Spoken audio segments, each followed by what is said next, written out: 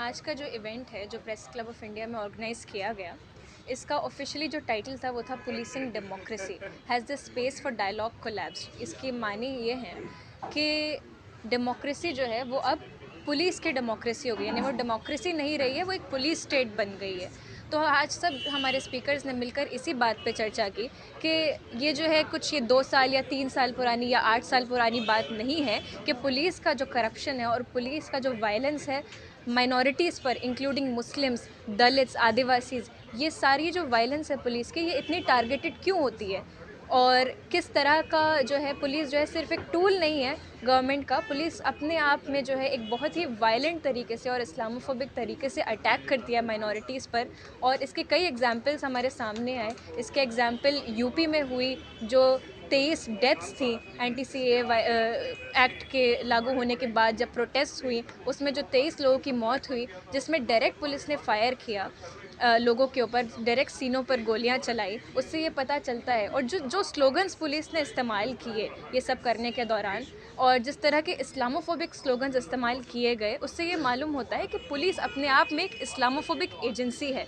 यानी उसके अंदर ख़ुद मुसलमानों का डर और मुसलमानों के ख़िलाफ़ जो नफ़रत है वो उसके अंदर भी कूट कूट कर भरी हुई है। तो हम ये मांग करते हैं और हम ये रिक्वेस्ट करते हैं कि पुलिस को रिफॉर्म्स की और ट्रेनिंग की ज़रूरत है, जो कि ये सरकार नहीं दे सकती, क्योंकि सरकार अपने आप में इस्लामोफोबिक है। लेकिन बहरहाल किसी न किसी तरह पुलिस को जो है रिफॉर्म की और ट्रेनिंग की ज़रूरत है, और हमें पुलिस के अंदर फैले हुए इस्लामोफोबिया को फाइट करने की ज़रूरत है।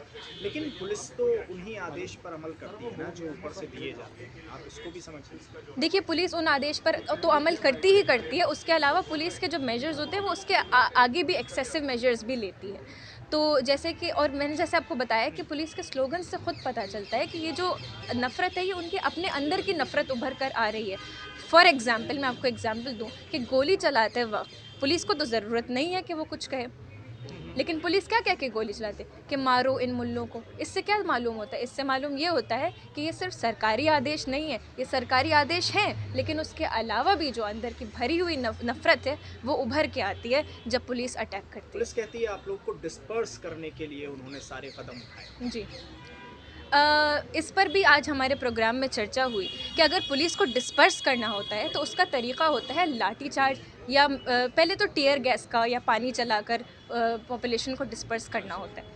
और अगर लाठीचार्ज होना होता है, बहुत ही एक्सट्रीम सिचुएशन में लाठीचार्ज किया जाता है, और लाठीचार्ज भी कैसे किया जाता है, उसके क्या रूल्स हैं, ये आपको पता होना चाहिए। और उसके रूल्स ये हैं कि आप पैरों पर जो है डंडे मारें और लोगों को भगाएं, और ये काफ़ी होता है लोगों को भगाने के पुलिस लिए। ने क्या किया? लेकिन पुलिस ने क्या किया कि पुलिस जो है उसने डायरेक्ट पहले तो टियर गैस फायर की, पानी भी चलाया, लेकिन उसके अलावा पुलिस ने पिस्तौलें भी चलाई, पुलिस ने गन्स भी चलाई स्टूडेंट्स के ऊपर, वरना और कोई एक्सप्लेनेशन नहीं है। ये सारी चोटें जो लगी हैं, जो बुलेट वुंड्स हैं, सारी मेडिकल रिपोर्ट्स आप निकाल के देख सकते हैं कि पुलिस की गोलियों से चली हुई लेकिन इंजरीज़ हैं। अब जब खबरें सामने आई उस तमाम पूरी घटना के होने के बाद, तो उसमें तो ये हुआ कि दिल्ली दंगा ही आप लोगों ने किया, सारी हिंसा ही आप लोगों ने की, कितने लोग आपके जेलों में बंद हैं। आप जिन लोगों के नाम लेते हैं, कपिल मिश्रा वगैरह हुँ, या और भी हुँ। दूसरे, अनुराग ठाकुर, उन पर तो एक एफआईआर तक हम लोगों ने दर्ज होती नहीं देखी है। तो इससे क्या साबित होता है? इससे साबित ये होता है कि जिसकी लाठी उसी की भैंस, यानी जिसकी सरकार है उस वो अपने लोगों के खिलाफ, बल्कि सरकार के ही एजेंट्स हैं। ये कपिल मिश्रा कहाँ से आया? ये कपिल मिश्रा किस पार्टी से बिलोंग करता है? कपिल मिश्रा की हिस्ट्री क्या है? ये सब हम लोग जानते हैं, है ना? तो नॉर्थ ईस्ट दिल्ली में जो वायलेंस हुई, उसमें मरे कितने लोग? 2/3 लोग जो उसमें शहीद हुए वो मुसलमान थे, और फिर भी जो 1000 के ऊपर वहाँ पर एफआईआर्स हुई वो सारी मुसलमानों के ऊपर हुई। इससे क्या पता चलता है कि ये सब एक ऑर्गेनाइज्ड फॉर्म ऑफ वायलेंस है, ये सब एक स्ट्रेटजी के तहत होता है, ये सब एक दिन का काम नहीं है, ये सब स्पॉन्टेनियसली नहीं होता, ये सब पूरी प्लानिंग के साथ होता है। इसी वजह से कपिल मिश्रा ने नॉर्थ ईस्ट दिल्ली में पहले कहा था कि आप इस प्रोटेस्ट को हटाएं, नहीं तो हम लोग आ जाएंगे, और वही हुआ। हुँ। फिर वही हुआ। इससे क्या नज़र आता है कि कोर्ट अगर देखे, या अगर जो हमारी लॉ इन्फोर्समेंट एजेंसीज़ हैं वो देखें, तो केस बहुत ही साफ़ और बहुत ही क्लियर एक है कि वायलेंस किसकी तरफ एक से आखिरी बात और बताइए कि जब आप लोग आज के दिन को याद करते हैं हुँ। या 15 दिसंबर को याद करते हैं, तो आप लोगों की हिम्मत बढ़ जाती है या हौसले उन चीज़ों को याद करके टूट जाते हैं आगे बढ़ने की? किस तरह से आप लोग हिम्मत कर पाते हैं? बात जो है वो सिर्फ 15 दिसंबर की नहीं है।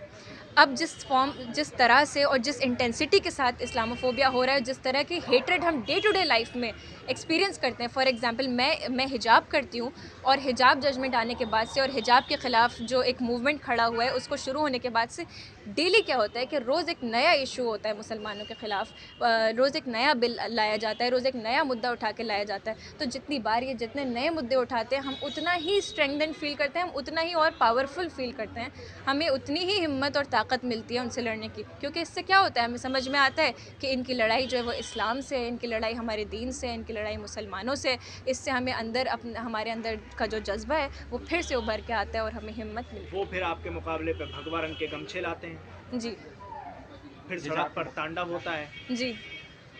तो क्या तरीका क्या है, हल क्या है फिर इसका? इस आप लोग इसका हिजाब के इस लेके आइए, वो भगवा रंग के गमछे लाएंगे, सड़क पर उतरेंगे, वो जय श्री राम कहेंगे, आप अल्लाह अकबर कहेंगे। नहीं, बात ये है कि जय श्री राम, खैर मैं इस डिबेट में अभी तो नहीं जाना चाहती, लेकिन जय नहीं, श्री आपने राम और हिजाब अल्लाह की बात अकबर। कही ना, जी। तो हिजाब वाले मामले में यही हुआ। हुँ। वो लड़की अल्लाह अकबर का नारा लगा रही थी, भगवा रंग का आप गमछा ये पहने हुए बताएँ कि लड़के वो कह रहे थे जय श्री राम। आप ये बताएँ कि वो उस लड़की का कॉलेज था और वो लड़की अपने कॉलेज जा रही थी, या वो भगवा रंग के लोग अपने कॉलेज जा रहे थे जय श्री राम के नारे लगाने?